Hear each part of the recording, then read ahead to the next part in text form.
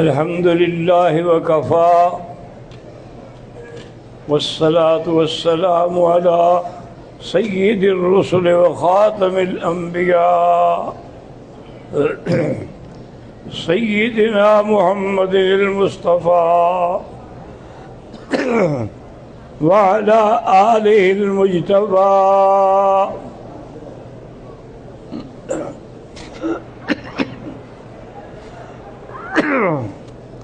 اللهم صل على سيدنا محمد النبي الأمي الهاشمي وعلى آله وأصحابه نجوم الهدى.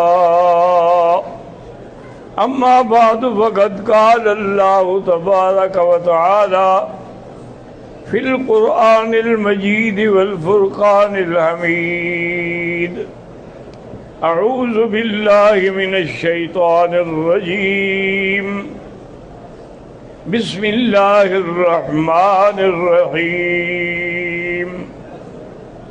يا أيها الذين آمنوا اذكروا الله ذكرا كثيرا وسبحوه بكرة وأصيلا.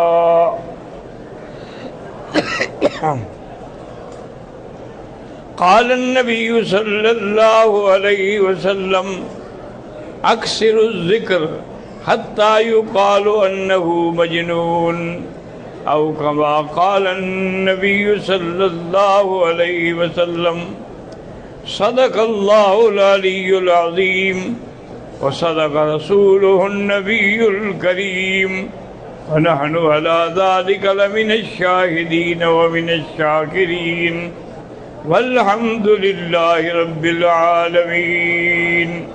رب اشرح لي صدري ويسر لي أمري واحلل عقدة من لساني يفقهوا قولي. رب زدني علما. برادران اسلام، ہم نے سابقہ دروس میں توبہ کے بارے میں اور اس کے بعد تقوی کے بارے میں عرض کیا تھا، اور آج کے موضوع میں اللہ کے ذکر کی بات ہے. یہ یاد رکھیں کہ جتنی عبادات ہیں ان سب کی روح اور جان اللہ کا ذکر ہے. آپ نماز پڑھتے ہیں، اللہ کا ذکر ہے. آپ روزہ رکھتے ہیں، اللہ کا ذکر ہے. آپ حج پہ جاتے ہیں، اللہ کا. یعنی کوئی ایسی عبادت نہیں ہے جس کی روح اور جان اللہ کا ذکر نہ ہو. اسی لیے علماء نے لکھا ہے کہ اس پہ توجہ کریں کہ ہر عبادت کی ایک حد ہے کہ بھی 24 گھنٹے میں 5 نمازیں پڑھنی ہیں، پورے سال میں 1 مہینہ روزے رکھنے ہیں.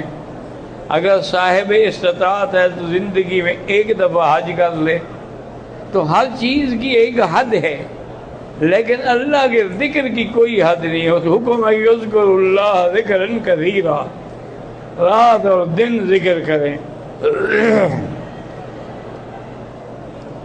حضور صلی اللہ علیہ وسلم نے فرمایا کہ اتنا ذکر کرو کہ لوگ یہ سمجھیں گے یہ تو کوئی دیوانہ ہے.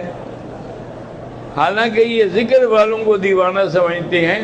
دیوانے تو وہ ہیں جن کو ذکر سے نفرت ہو. ذکر کرنے والے جو ہیں وہ تو عقل والے ہیں. اس لیے قرآن پاک میں آتا ہے: ان فی خلق السماوات والارض واختلاف اللیل والنہار لآیات لأولی الالباب الذین یذکرون اللہ قیاما وقعودا وعلی جنوبہم وَيَتَفَكَّرُونَ فِي خَلْقِ السَّمَاوَاتِ وَالْأَرْضِ. اللہ پاک فرماتے ہیں کہ عقل والے تو وہ ہیں جو ہر وقت میرا ذکر کرتے ہیں، وہ عقل والے ہیں، وہ مجنون نہیں. اصل عقل والے تو وہی ہے. اس لیے حدیث مبارک میں آتا ہے کہ قیامت کے دن اللہ تبارک و تعالیٰ ان کو نور کے ممبروں پہ بٹھائیں گے. اور اسی طرح ایک اور حدیث میں ہے کہ حکم ہوگا کہ ان کو پکارو جو صاحب عقل ہیں. اب لوگ دیکھیں گے بھی صاحب عقل کون ہے، تو بتایا جائے گا کہ الذین یذکرون اللہ قیاما وقعودا، جو رات دن کھڑے بیٹھے سو لیٹے اللہ کا ذکر کر رہے ہیں، وہی اولو الالباب ہیں. تو اس لیے اللہ ان کو اولو الالباب صاحب عقل کہتا ہے، لیکن جاہل جو ہیں وہ ان کو مجنون کہتے ہیں. اور ذکر ایسی چیز ہے، ایک بات یہ کہ افضل الذکر لا الہ الا اللہ محمد الرسول اللہ. حدیث میں آتا ہے کہ موسیٰ علیہ السلام نے اللہ سے عرض کیا، یا اللہ مجھے کوئی خاص ذکر عطا فرمائے تو خود سنی جو میرے لیے خاص ہو. تو اللہ نے فرمایا کہ تم یہ ذکر کیا کرو، لا الہ الا اللہ محمد الرسول اللہ. انہوں نے کہا یا اللہ یہ تو سارے ذکر کرتے ہیں، یہ میرے لیے کوئی خاص تو نہیں ہے. آپ نے فرمایا لو ملأت السماوات والارض فی کفۃ، اگر آسمان اور زمین ایک پلڑے میں رکھے جائیں اور لا الہ الا اللہ دوسرے پلڑے میں رکھا جائے تو یہ بھاری ہو جائے گا، یعنی پورے آسمان و زمین بھی اس کے برابر نہیں ہو سکتے ہیں.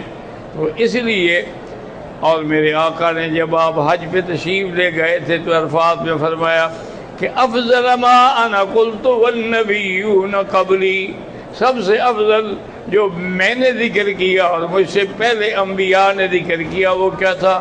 لا الہ الا اللہ وحدہ لا شریک لہ لہ الملک ولہ الحمد یحیی ویمیت وہو علی کل شیء قدیر. حدیث مبارک میں ہے کہ حضور صبح کی نماز کے بعد اشراق سے فارغ ہو کر بی بی جویریہ کے گھر میں گئے. آپ کی بیوی ہیں تو وہ ذکر کر رہی تھی، تو آپ واپس آ گئے، اس کو کچھ نہیں کہا. آپ کافی دیر کر کے پھر جب چاش کا وقت آیا تو دوبارہ گئے، دیکھا وہ ذکر کر رہی ہیں. آپ نے فرمایا تم ابھی تک اسی ذکر میں لگی ہوئی ہو؟ نے کہا ہاں. اور فرمایا میں نے 4 کلمات کہے ہیں، تمہارے سارے ذکر سے زیادہ ثواب ہے. انہوں نے کہا حضور مجھے بھی بتا دیں. سبحان اللہ وبحمدہ عدد ملکہ عدد ملکہ ورضا نفسہ ومداد کلماتہ. یہ 4 دفعہ پڑھ تمہارے ذکر کے برابر ہو جائے گا. حضور کی خدمت میں صحابہ آئے، غریب صحابہ صفہ والے جن کے پاس کچھ نہیں تھا. ایک چادر ہوتی تھی اسی کو گلے میں باندھتے تھے، وہی نیچے اوپر وہی ایک چادر. حضور کی خدمت میں آئے، کہنے لگے کہ یا رسول اللہ صلی اللہ علیہ وسلم آپ کوئی ایسی نعمت ہمیں عطا فرمائیں کہ نماز ہم پڑھتے ہیں، بڑے آدمی بھی پڑھتے ہیں، روزہ رکھتے ہیں وہ بھی روزہ رکھتے ہیں، لیکن کوئی خاص نعمت ہمیں عطا فرمائیں. حضور نے فرمایا کہ تم ہر نماز کے بعد 33 دفعہ سبحان اللہ، 33 دفعہ الحمدللہ، 34 دفعہ اللہ اکبر، لا الہ الا اللہ وحدہ لا شریک لہ لہ الملک ولہ الحمد یحیی ویمیت، یہ پڑھ لیا کرو. انہوں نے کہا ٹھیک ہے. کچھ دنوں کے بعد وہ پھر آ گئے. انہوں نے کہا حضور یہ تو ان کو بھی پتہ لگ گیا ہمارے بھائیوں کو، اب انہوں نے بھی پڑھنا شروع کر لیا. پھر اللہ کا فضل ہے، جس کو دے اس کو تو میں نہیں منع کر سکتا. ذالک فضل اللہ یؤتیہ من یشاء. اور صحیح حدیث مبارک میں ایسی کی حدیث ہے کہ کلمتان خفیفتان علی اللسان ثقیلتان فی المیزان حبیبتان الی الرحمن سبحان اللہ وبحمدہ سبحان اللہ العظیم. یہ 2 کلمات ہیں لیکن کتنا بھاری ہے. بی بی فاطمہ الزہرا حضور کی خدمت میں آئی. انہوں نے کہا کہ یا رسول اللہ یہ دیکھیں میرے ہاتھوں میں گٹے پڑ گئے ہیں، مشکیزیں کھینچ کھینچ کے، چکی چلا چلا کے. میری پشت پہ دیکھیں داغ پڑ گئے ہیں. آپ کے پاس سنا ہے کہ کہیں سے خادم آئے ہیں تو ایک خادم ہمیں بھی دے دیں جو ہمارے کام میں مدد کرے. آپ نے فرمایا بیٹی सबकत कुन्न यतामा बदर, वो बदर के जो यतीम थे ना, मैंने उनको दे दिया है, वो तुमसे पहले सबकत कर गए।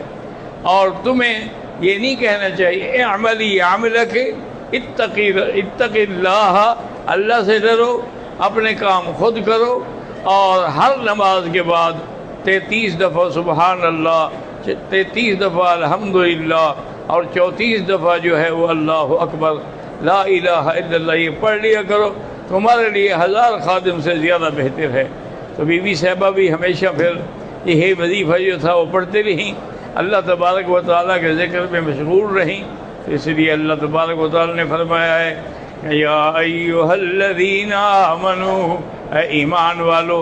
और दूसरी जगह फरमाया कि ला तुल्हिकुम अम्वालुकुम वला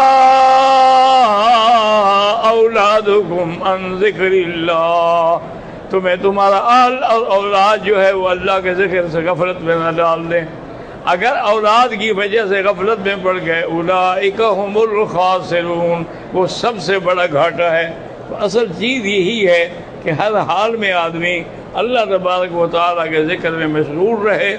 अच्छा ये बात रखें कि अगर सही माने में गौर करें, आप नमाज पढ़ रहे हैं ये भी ज़िक्र है, आपने सजदे में किया ये भी ज़िक्र है, रकूअ में गए ये भी ज़िक्र है, आप रोज़ा रखेंगे ये भी ज़िक्र है, आप तवाफ़ करेंगे ये भी ज़िक्र है। तो अल्लाह तबारक व तआला का ज़िक्र जो है वो इतना है कि कोई ऐसी चीज़ ही नहीं बचती जो अल्लाह के ज़िक्र से खाली हो। अल्लाह तबारक व तआला जो ज़िक्र करने वाले लोग हैं, जो अज़कार वाले लोग हैं, अल्लाह तबारक व तआला, एक हदीस में आता है फरिश्ते जाते हैं, अल्लाह पूछते हैं कि कहाँ से आ रहे हो? उन्होंने कहा या अल्लाह एक मजलिस बैठी थी तेरा ज़िक्र कर रहे थे, तो उस मजलिस में हम बैठे रहे और फिर आपने फरमाया अच्छा तुम गवाह हो जाओ कि मैंने उन सबको माफ़ कर दिया है।